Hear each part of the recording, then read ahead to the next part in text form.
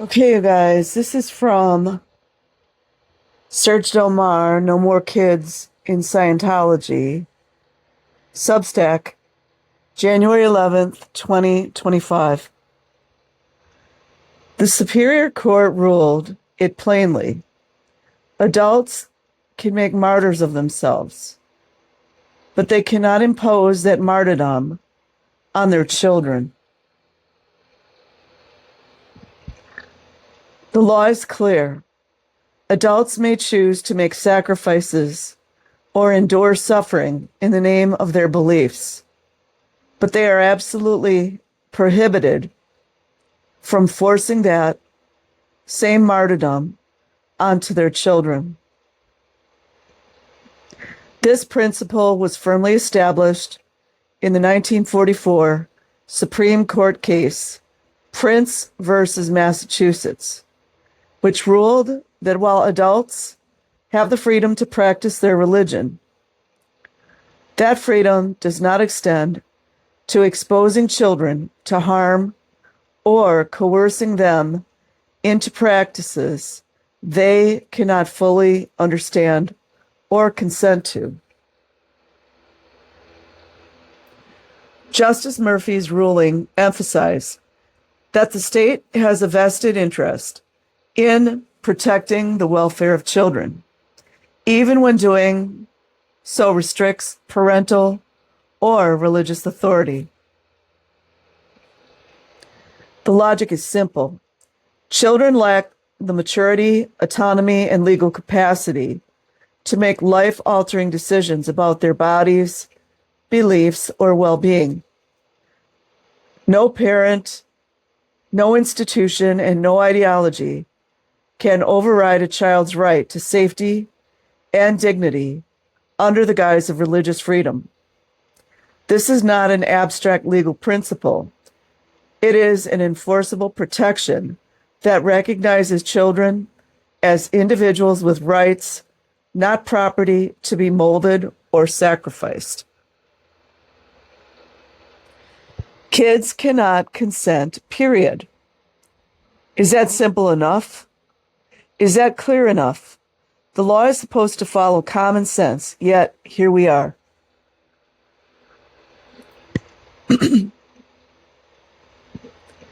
When the law is corrupted, when it is twisted to prop up power and enshrine abuse, what we get is an institution like Scientology, a system so grotesque, so backwards, that it cloaks child exploitation in the guise of religion and gets away with it. Let me say this in no uncertain terms. Scientology has never been a religion. Its religious practices, especially those inflicted on children, are nothing more than a sadomasochistic abuse of power. L. Ron Hubbard's so-called audits were not spiritual enlightenment. They were psychological warfare. His policies were not divinely inspired. They were tools of control. And no child ever stood a chance of giving informed consent to any of it. We were groomed for this. Our own parents groomed us, whether they knew it or not. They bought into Hubbard's fantasy of spiritual superiority, his obsession with obedience, and his system of shame.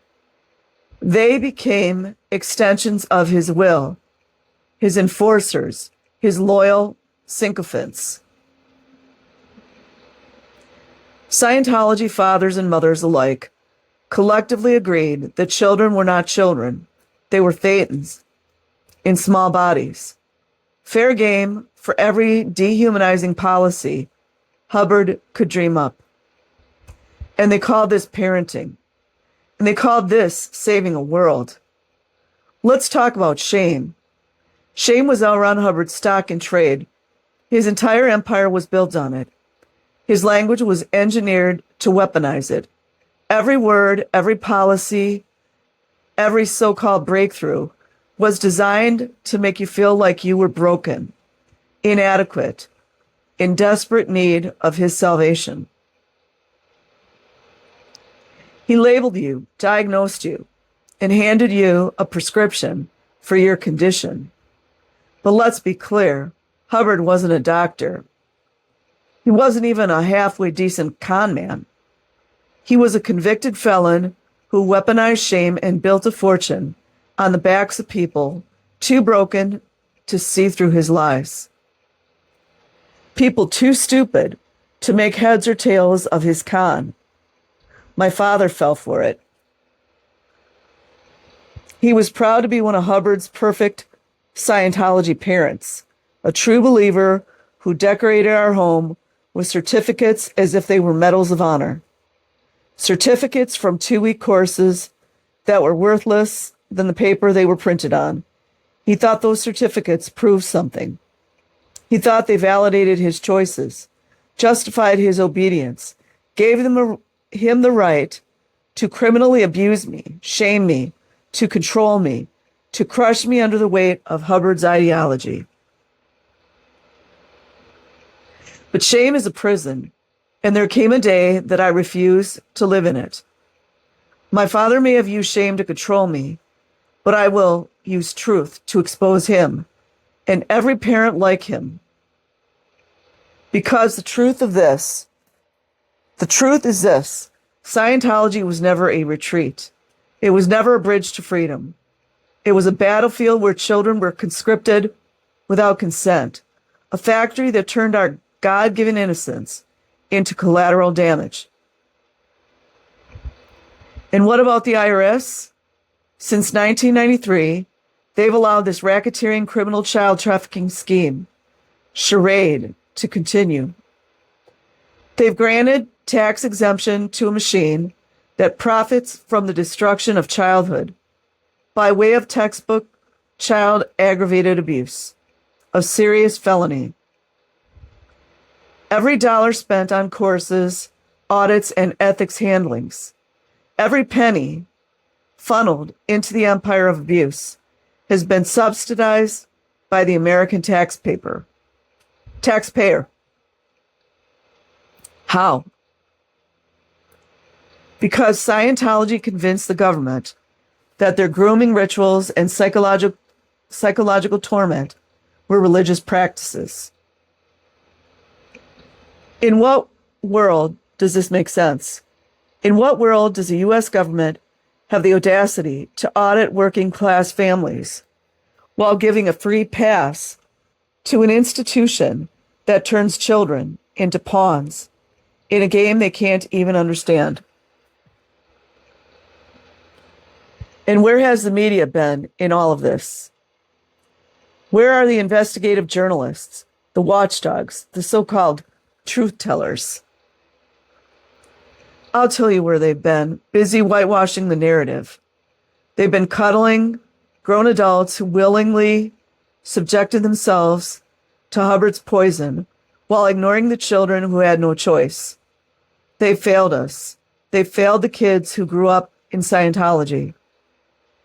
Their laziness, their incompetence, their unwillingness to pull the string and expose the rot has left kids stuck inside the Scientology hotels and commercial buildings to be exploited, abused, and trafficked for profit, no less.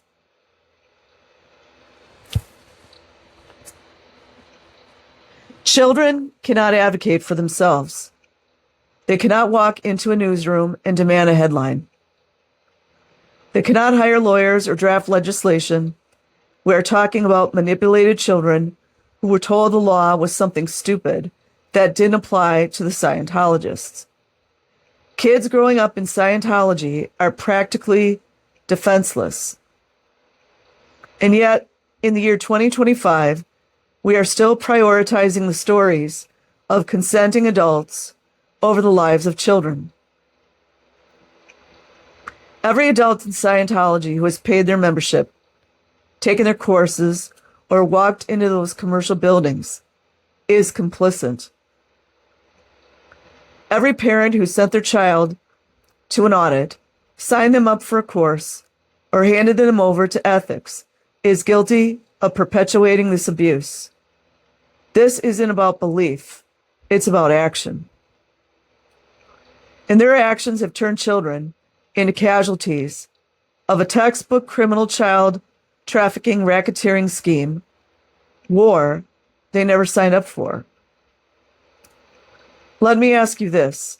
How many more generations will we sacrifice at the altar of Hubbard's insanity? How many more children will be forced to grow up in a system that doesn't see them as human, that doesn't protect them, that doesn't value them? The time for excuses is over. The time for advocacy is now. This isn't just a call to action, it's a line in the sand. No more kids in Scientology. Not one more. Because kids cannot consent. Kids cannot defend themselves. And kids cannot wait any longer for the world to wake the F up. Scientology parents, both current and exes, by all means defend yourselves if you dare. The truth will burn down Hubbard's empire of lies and shame, and there will be no rebuilding it. The day y'all stop playing dumb begins today. Welcome to MF present time. Start. No more kids in Scientology.